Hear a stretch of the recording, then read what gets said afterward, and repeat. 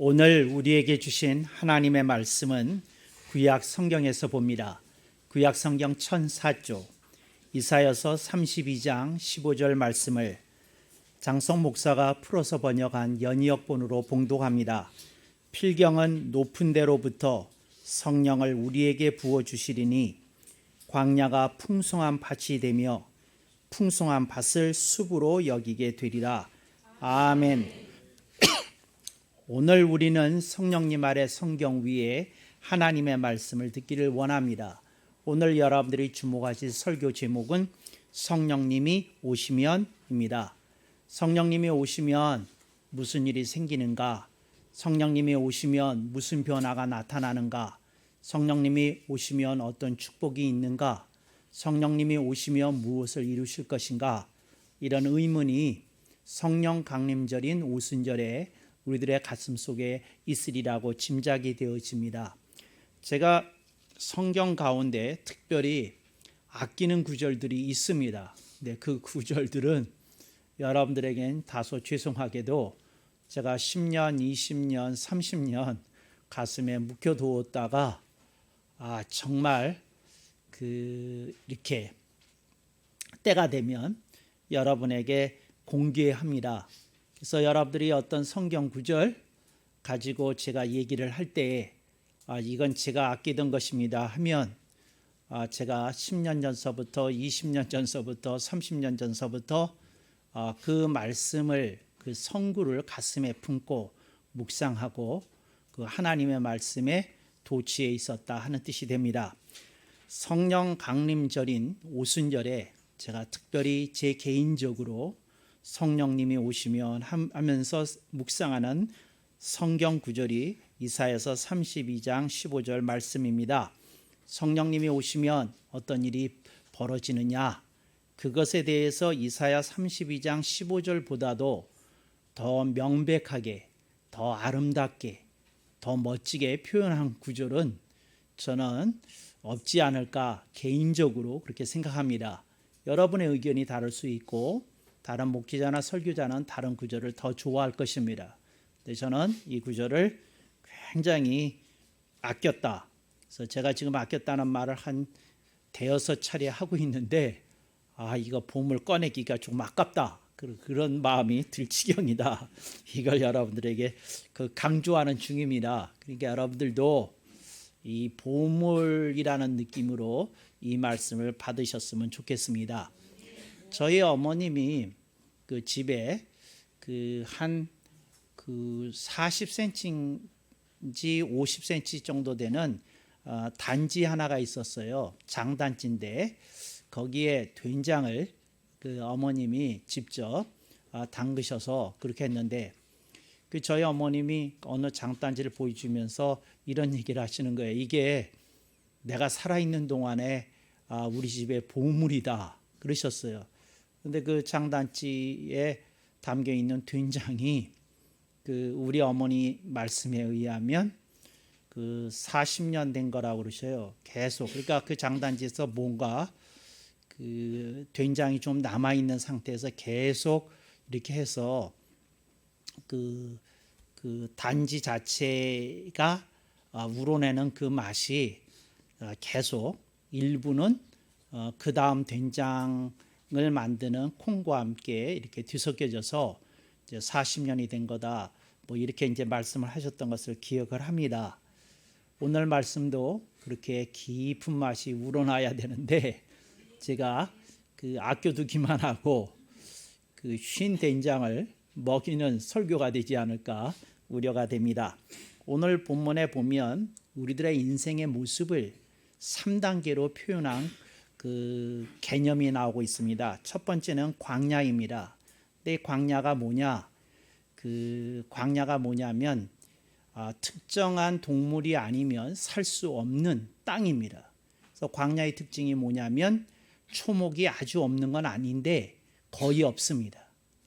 초목이 아주 드문드문 어떤 특정 지역에만 있고 전체적으로는 맨 들판인데를 광야라고 부릅니다. 그러니까 광야의 특징이 뭡니까? 마을이 없는 곳입니다. 광야의 특징이 뭡니까? 사람이 많이 다니지 않는 땅, 이걸 광야라고 부릅니다. 우리들의 인생이 광야일 수 있다는 겁니다. 어느 때 광야일까요? 사람 만나기가 싫으면 광야입니다.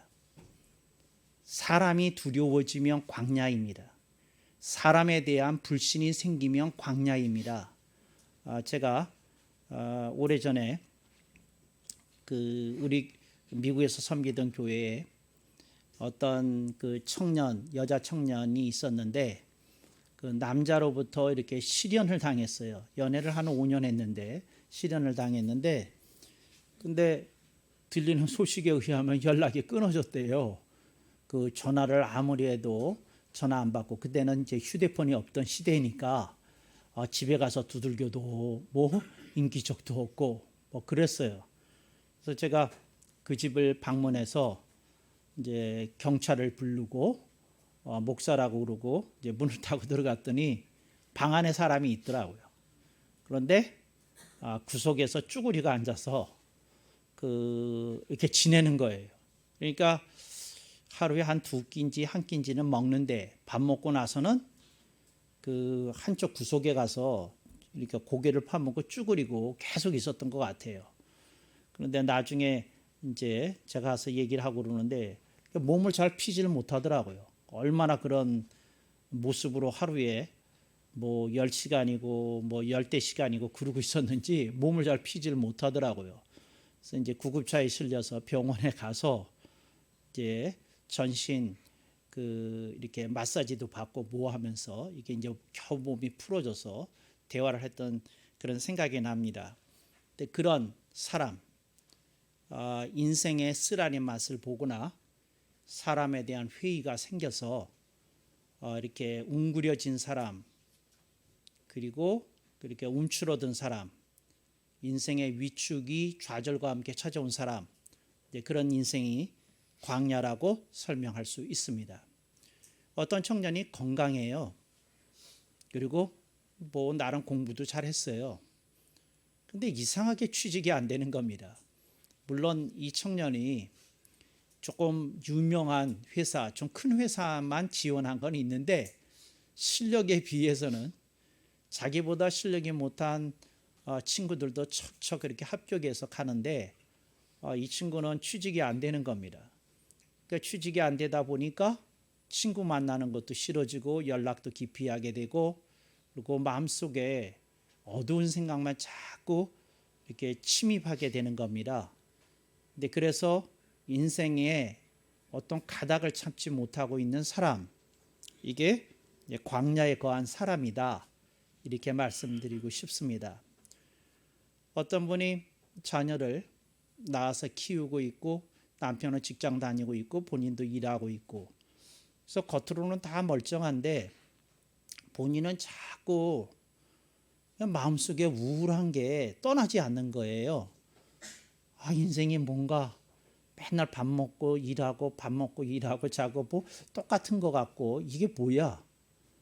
다람쥐도 아니고 맨날 똑같은 루틴의 반복, 뭐 이런 생각이 들어서 인생이 이런 게 인생이야? 뭐 이런 생각이 자꾸 들고 마음이 우울해졌다고 합니다. 그러면 그게 뭔가요? 그게 광야입니다. 광야. 어떤 분이 있는데 어느 날 갑자기 속았다는 생각이 들더래요. 근데 왜 속았다는 생각이 들었냐면 시집 와서 남편 뒷바라지하고 아들이 셋이었는데 아들 셋 뒷바라지하고 뭐하고 그랬는데 어느 날 거울을 보는데 늙은 여인 하나가 자기를 쳐다보고 있더래요. 그리고 자기는 손에 쥔 것도 없고 뭐도 없고. 근데 그렇게 된 그 생각을 하게 된 연유가 그 엄마가 하고 무슨 말다툼이 있었는데 아들이 그 말했답니다. 그 둘째 아들이, 이 못된 놈이 뭐라 그랬냐면, 엄마 더 이상 상관하지 마 그랬대요. 근데 그 다음부터 거울 보면 쭈그리고 그 주름진 얼굴로 찌그러진 어떤 노인 여자가 하나가 자기를 이렇게 쳐다보고 있더래요. 근데 그 전에는 내가 열심히 살았지, 내가 노력했지, 우리 가정이 이렇게 섰지, 애들도 결혼 잘 시켰지, 이런 마음이 있었는데, 근데 그게 촉발이 돼가지고는 다 귀찮고 짜증나고 다 원수 덩어리 같고 뭐 그런 기분에 빠졌답니다. 이게 광야입니다. 그래서 여러분들은 오늘 만약에 당신이 광야가 아니라면 그 자체로 축복입니다. 이 세상에 광야에 있는 사람이 너무 많아가지고 이거 정말 어떻게 할 수가 없어요. 그래서 현대 문명의 특징이 뭐냐? 광야인을 양산합니다. 광야에서 있는 것 같은 처량하고 처절한 인생들을 대량으로 생산합니다. 이게 갈수록 늘어나고 있어요. 여러분들이 광야 혹시 아니시라면 나는 그 자체로 축복을 받은 사람이다. 이제 그렇습니다. 이육사의 광야라는 시가 굉장히 유명해요. 근데 저는 옛날부터 광야가 싫었어요. 황량하고 사람 없고 뭐한 거.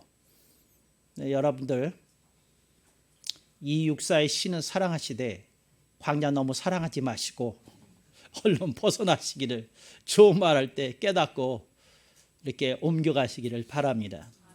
하나님이 옮겨가시기를 원하는 두 번째 개념은 성령님이 오시면 그 사람에게 어떤 변화가 있느냐? 풍성한 밭이 된다는 겁니다. 이제 풍성한 밭이 뭐냐면 집 주변에다가 작은 밭을 만들어 놓고 여러 가지 푸송기를 이렇게 생산해서 먹는 밭을 텃밭이라고 그럽니다. 네, 그 텃밭은 주인의 체력에 따라 사이즈가 작을 수도 있고 상당할 수 있습니다.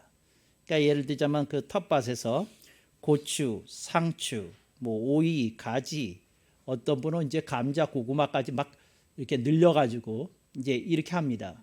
근데 풍성한 밭이라는 건 뭐냐면 다양한 채소들이 생산되어지는 것을 말합니다. 그러니까 풍성한 밭이에요. 여러 가지 먹거리를 거기 가면 반찬거리는 없게 해주는 밭, 이게 이제 풍성한 밭의 뜻입니다. 특별히 돈을 많이 벌지는 않더라도 우리 식구들이 먹을 건 생산해낸다.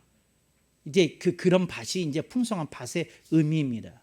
그러니까 밭은 무엇을 상징하는 거 하니 나도 먹고 우리 식구들도 먹고 그러는 데를 말합니다. 그러니까 어떤 사람이 자기 혼자 먹자고 이렇게 농사 짓지는 않거든요. 근데 그 자기 자신이 함께 이것을 나눌 수 있는 사람이 있을 때 이제 밭을 이렇게 가꾸고 또 관리해서 그 아름다운 생산이 이루어지도록 하겠지요. 아름다운 밭이라는 것은 주님이 여러분의 인생에게 원하시는 그림입니다. 여러분의 인생이 여러분만 잘 사는 것이 아니라 여러 사람에게 여러분들의 영향력이 좀 나누어지고 여러분의 사랑과 보살핌과 여러분의 배려가 그리고 여러분의 그 친절이 이렇게 소통이 되고 교통이 되는 그런 삶을 오늘 본문은 풍성한 밭이라고 이렇게 말씀하고 있는 겁니다. 근데 여러분들의 삶 속에 이런 풍성한 밭과 같은 것이 있어야 됩니다. 아이가 학교를 다니는데 그 학교만 다닙니다. 학원을 다니는데 학원만 다닙니다. 그러니까 뭐냐면 엄마 생각도 별로 없고 형제들 생각도 별로 없고 자기가 밥 먹고 공부하는 거, 자기가 밥 먹고 게임하는 거, 밥 먹고 노는 거 그것만 생각하고 삽니다. 근데 이런 사람은 자기 일은 하고 사는데 여러분이 보시기에 풍성한 밭 같습니까? 그러지 않으면 광야 같습니까? 광야입니다. 그러니까 여러분들이 어떻게 해요? 풍성한 밭으로 옮겨오셔야 됩니다. 이렇게 훌륭한 설교를 하는데도 조는 분들이 계시네요. 근데 그분들은 제가 묻겠습니다. 그런 분들은 광야에 있습니까? 풍성한 밭에 있습니까? 그러니까 광야입니다. 혼자만의 세계 속에 졸음 속에 빠져가는 거죠. 그런데 그래서 여러분들이 풍성한 밭으로 이렇게 옮겨오셔야 되는데 이게 성령님이 원하시는 그림입니다. 근데 성령님이 원하시는 그림은 이겁니다. 얘야, 내가 너에게 기름 부어주겠다. 내가 너에게 성령 충만을 주겠다. 그리고 나는 너의 인생이 광야를 벗어나기를 원하고 나는 너의 인생이 정말 풍성한 밭이 돼서 너도 살고 다른 사람도 살리는 그런 인생이 되기를 원한다. 할렐루야. 저는 여러분에게 오늘 용어 하나를 제시하려고 그래요. 요즘 용어가 굉장히 많잖아요.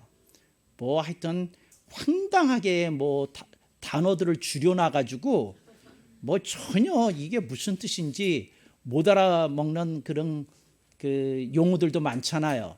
그래서 저도 용어 만드는 대열에 동참하기로 했어요. 그래서 저는 여러분에게 오늘 이사야서 32장 15절을 보면서 용어 하나를 제시하려고 합니다. 살사입니다. 춤 말고 남미의 댄스, 살사 말고 살사입니다. 뭐냐? 사람을 살리는 사람. 여러분이 살리는 사람이 되기를 바랍니다. 누구를 살려야 돼, 여러분이? 여러분이 누구를? 그러니까 어떤 사람이 여러분을 만나면 기분이 좋아져요. 어떤 분이 여러분을 만나면 명랑해져요. 어떤 분이 여러분을 만나면 이렇게 웃음이 나요. 어떤 사람이 여러분을 만나면 왠지 정말 의욕이 생겨요. 어떤 사람이 여러분을 만나면 왠지 그냥 인생에 대해서 다시 한번 도전해보고 싶은 용기가 샘솟구치듯이 솟구쳐요. 그러면 그 사람이 뭐냐? 살사입니다. 살리는 사람. 제가 여러분에게 묻겠습니다. 당신은 살사이십니까? 죽사이십니까? 그냥 당장 알아듣네. 하나 이렇게 드리면 둘 셋을 하시는군요, 여러분이. 정말이에요. 어떤 사람이 그 사람이 나타나서 무슨 얘기하면 분위기 확 깨고 죽이는 사람 있지 않습니까? 여러분이 용어를 알아두세요. 죽사입니다. 그런 사람이 있어요. 꼭 오면 엉뚱한 얘기하고 꼭 오면 말도 안 되는 아재 개근하고 꼭 오면 느닷없는 맥락 없는 얘기나 쏟아내고 그렇잖아요.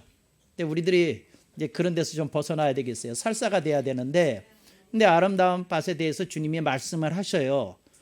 너 풍성한 밭이라는 게 여러 가지 채소를 내지 않느냐. 그렇게 말씀하시면서 우리들에게 얘기하셔요.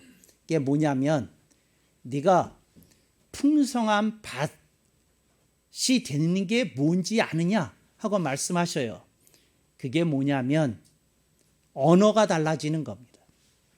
여러분에게서 나오는 말이 성경에 근거한 말이 나오는 겁니다. 세상에서 유행하는 말이 아니라 성경에서 근거한 말이 나오는 겁니다. 또 하나, 그 말 속에 무엇이 있느냐면 다른 사람에게 용기와 소망을 주는 얘기를 하는 겁니다. 용기를 줍니다. 소망을 줍니다. 격려해 줍니다. 근데 이런 얘기를 위로를 줍니다. 근데 이런 얘기를 하는 여러분이 되실 수 있기를 주님의 이름으로 축복합니다. 그러니까 언어가 달라져야 돼요. 그 언어 속에서 풍성한 먹거리가 이렇게 생산되어서 다른 사람을 먹이실 수 있길 바랍니다. 여러분 기억하십시오. 언어가 훌륭한 먹거리입니다. 그런데 여러분들이 독을 품은 먹거리를 다른 사람에게 나누지 않도록 여러분들이 조심하실 수 있길 바랍니다. 그래서 여러분들이 무슨 말을 하려고 그럴 때 이건 소망을 주는 거냐, 이건 용기를 주는 거냐, 이건 격려를 주는 거냐, 이거는 위로를 주는 거냐, 여러분들이 이걸 좀 생각해 보면서 말을 하실 수 있기를 바랍니다. 그래서 여러분들이 꼭 기억하셔서 내 말이 달라져야 되겠다 그 생각하시기 바랍니다. 두 번째, 여러분들이 풍성한 밭에 있는 사람이 뭐냐 하면 아름다운 표정을 가지고 있습니다. 굳은 표정이 아닙니다. 밝은 표정을 짓습니다. 좋은 표정을 짓습니다. 웃는 얼굴을 합니다. 따뜻한 표정을 합니다. 그리고 왠지 사람이 다가설 수 있는 표정을 합니다.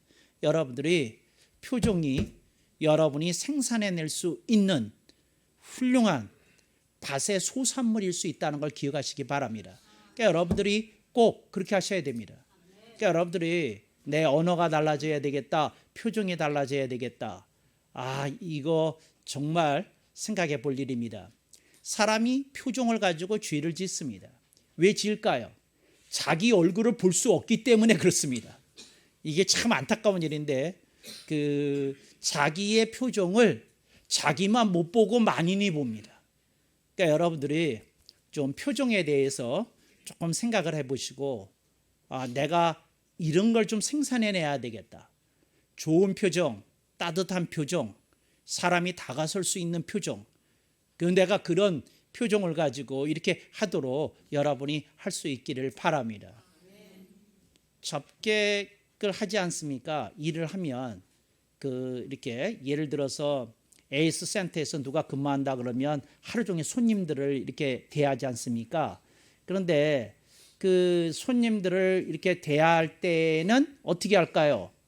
미소와 친절이 떠나지 않아요. 그런데 이게 딱 근무 시간이 끝나면 미소와 친절이 사라져요. 그래서 나는 이런 생각을 해봤어요. 왜 근무 시간에 되는 게 근무가 끝나는 시간에는 안 될까? 그 내가 좀 생각을 해봤어요. 그런데 그랬더니 그게 이유가 있더라고요. 그게 뭐냐면 하고 싶지 않은 걸 한 거예요. 하고 싶지 않은 걸 이건 근무 시간에 일해야 되니까 이렇게 한 거예요. 근데 사실 보면 인간관계는 어디서 이루어집니까? 일할 때 이루어지는 게 아니에요. 일이 끝나고 났을 때부터 인간관계가 시작이 되는 거거든요. 정확히 얘기하자면. 그렇다면 여러분들이 어떻게 하셔야 되겠습니까?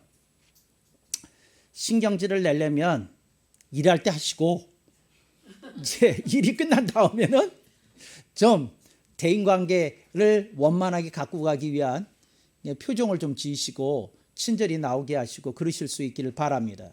그래서 이런 얘기 어디서 많이 들어보지 않았습니까? 직장에서 남에게 잘하는 남자가 집에 와서 못된 짓을 한다고. 안 들어봤나요?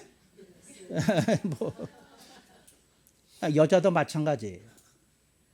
낮에 친절했던 여자는 집에 와서 표정이 굳어져요. 내가 여러 사람을 봤어요. 근데 왜 그럴까 생각해 봤더니 그래요. 여러분, 제발 따뜻한 표정, 여유 있는 표정, 일 안 할 때의 표정, 그걸 잘 지으시길 바랍니다. 풍성한 밭에서 첫 번째는 언어고 두 번째는 표정이라고 말씀드렸습니다. 세 번째, 여러분들이 풍성한 밭에서 여러분이 생산해낼 수 있는 것이 무엇인지를 말씀을 드리겠습니다. 그게 뭐냐 하면 주는 겁니다. 내가 누구에게 뭔가 하나는 주고 살아야 되지 않나 하는 생각을 가지고 하루를 사셔야 됩니다. 그러니까 아침에 일어나면 주여 오늘 제가 최소한도 세 사람은 웃게 만드는 하루가 되게 하옵소서. 아멘 아는 사람 뭐예요?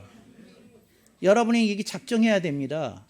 내가 오늘 적어도 3명은 이렇게 웃겨줘야겠다. 웃음이 나오게끔 해줘야 되겠다.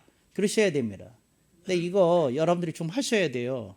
그래서 여러분들이 내가 좀 돈을 쓰고 제가 참 망설여지네요. 여러분들한테 돈 쓰라는 말 하기가 어려워서. 그런데 좀 누구에겐가 하루에 한 잔, 커피 한 잔 좀 선물하시고 그리고 그 사람한테 꼭 멘트를 날려주세요. 오늘 내가 행복하게 해주려는 1인 내 그대가 당첨되셨습니다. 그리고 딱 하고 보내시면 좋을 것 같아요. 그러니까 여러분들이 누구에게인가 그러니까 많이 보내세요. 제가 요즘 카톡을 보니까 그 선물 보내라고 계속 뜨더라고요. 예, 제가 조만간 하나 배워서 여러분에게도 좀 쏘도록 그렇게 하겠습니다. 근데 이제 중요한 건 내가 누구에겐가 작은 친절을 베푸고 웃음을 주고 그렇게 했다. 주는 거에 대해서 좀 생각해 봐야 됩니다. 내가 누구랑 밥을 같이 먹을까? 좀 밥을 한번 사주시고 좀 이렇게 내가 뭔가를 줄 수 있는 것에 대해서 생각을 해보셔야 됩니다. 옛날에는 일기 쓸 때 한쪽 코너에 요걸 쓰는 칸이 있었어요. 뭐냐면 선행 했던 걸 쓰는 칸이 있었어요. 근데 여러분들이 정말 다른 사람에게 내가 뭘 줬을까 하고 이렇게 좀 써보세요. 그러면 여러분들이 인생이 왜 풍성해지지 않았는고 하니 안 줬기 때문에 풍성 안 해진 걸 알 수 있어요. 주여 아멘 억만번 그러니까 이게 주는 걸 이러시기를 바랍니다. 아재 개그 같은 얘기 한번 하고 가야 되겠습니다. 예. 주님이 주시라 주는 걸 좋아하신대요.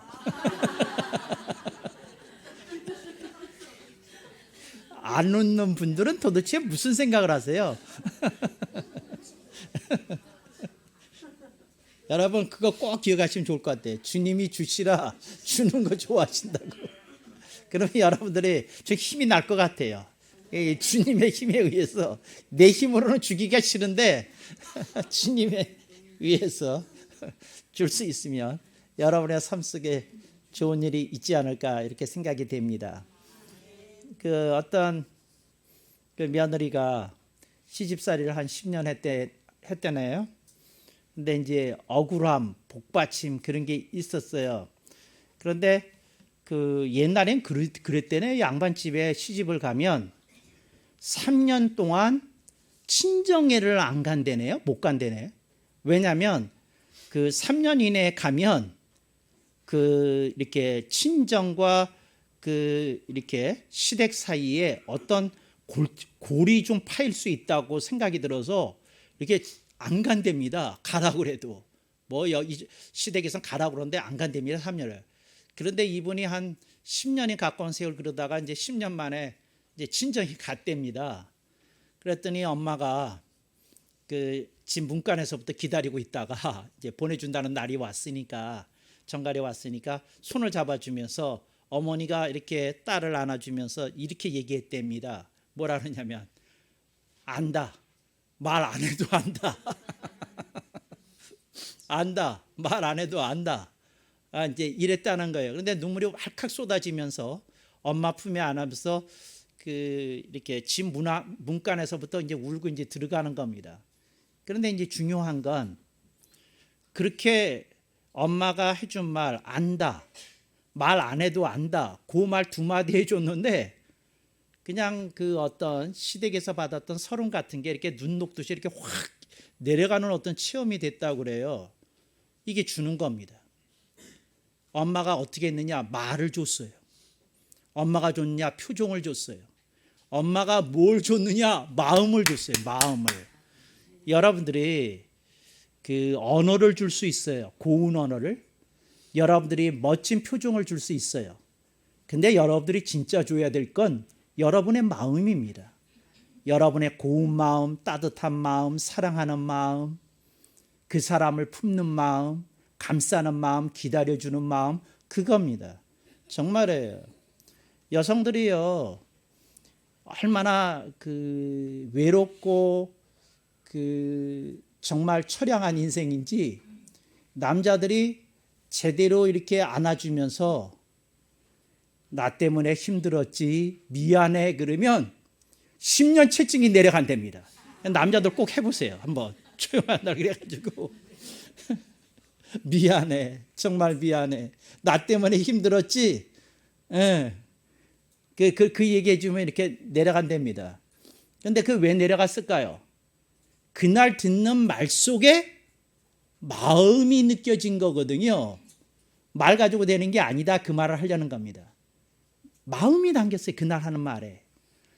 여러분들이 마음이 담겨져야 풍성한 밭이 되는 겁니다.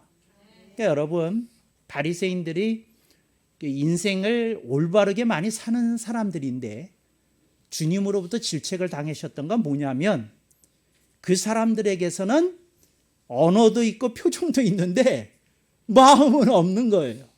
그래서 주님이 얼마나 심하게 꾸지람을 하시냐면 외식하는 자들이요. 그러니까 겉만 한다는 거죠. 마음을 안 주고. 오늘 우리들이 새겨야 될 말씀이 아닌가 이런 생각이 듭니다. 그 어떤 집에서 장례를 치르는데 이제 옛날에는 집에서 치렀어요. 여러분 아시는지 모르지만 집에서 치르고 그 관을 놓고 그 앞에 병풍으로 가려놓고 이제 그랬어요. 이제 그랬는데 그 앞에서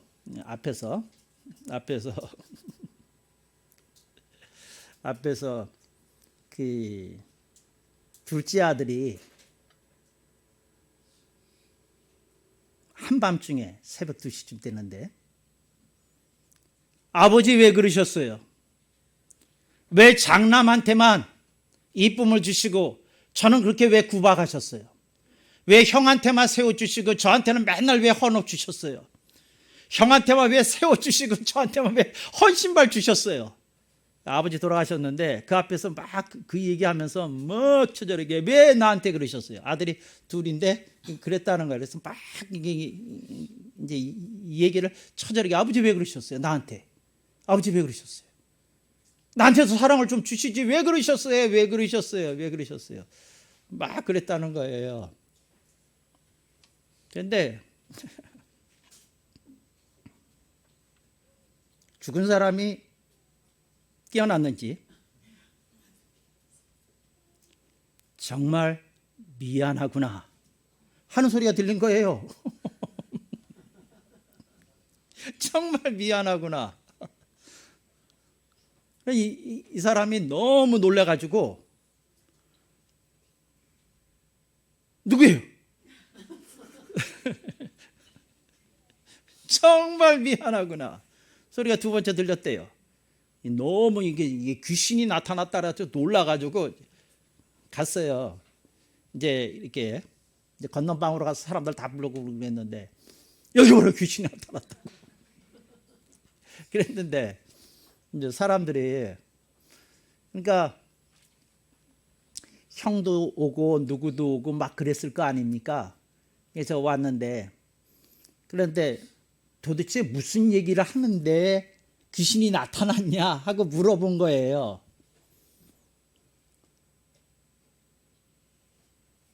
본인이 얘기를 안 할 수 없으니까 무슨 얘기가 이제 그 얘기를 했을 거 아닙니까? 사실은 내가 이런 얘기를 했다고. 그랬더니 형이 그 동생을 꼭 안아주면서 이러더라는 거죠. 아버지만이 아니라 내가 정말 미안하구나. 나는 내가 당연히 받을 사랑을 받는다고 생각했는데 이게 아니었구나. 내가 정말 미안하구나. 그래서 이 등을 두들겨 줬답니다. 그날 무슨 일이 있었던 겁니까? 마음과 마음이 오가면서 하나가 되었던 거죠. 근데 그날 귀신이 나타났을까요? 아니에요. 아버지하고 관계가 안 좋았던 그 동생이 있었는데, 그러니까 작은 아버지죠. 이 둘째 아들의 입장에서 보면. 근데 그 작은 아버지가 형하고 원수진 상태 속에서 형이 죽은 게 너무 가슴 아파서 병풍 뒤에서 사람들, 이게 사람들 보기에 그렇잖아요. 원수 지내던 사람. 그러니까 그 병풍 뒤에서 형 미안해. 형 내가 잘못했어. 형 이렇게 보내는 게 아닌데 이제 그러고 앉아 있었답니다. 그런데 이제 그 얘기를 들으니까 이분 목소리가 형하고 비슷했나 봐요. 그래서 미안하구나, 정말 미안하구나 이제 얘기해 줬다는 거예요. 근데 이제 그 식구들은 지금도 귀신이 나온 줄 알아요. 난 이 작은 아버지가 우리 교회를 다녔거든. 그게 이분한테 들은 거예요. 그런데 이제 중요한 건 전 여러분들이 귀신의 소리라도 듣고 좀 변했으면 좋겠어요. 또 어디 가서 또 귀신의 얘기 듣고 변하는 얘기로 듣지도 마시고, 그게 무슨 말이냐면, 내가 성령님이 우리에게 오셨는데 내가 이 그리스도 안에 있는 이 뜨거운 사랑을 내가 나눠줘야 되겠다. 그런 오순절이 되시기를 주님의 이름으로 축복합니다. 아멘 억만 번.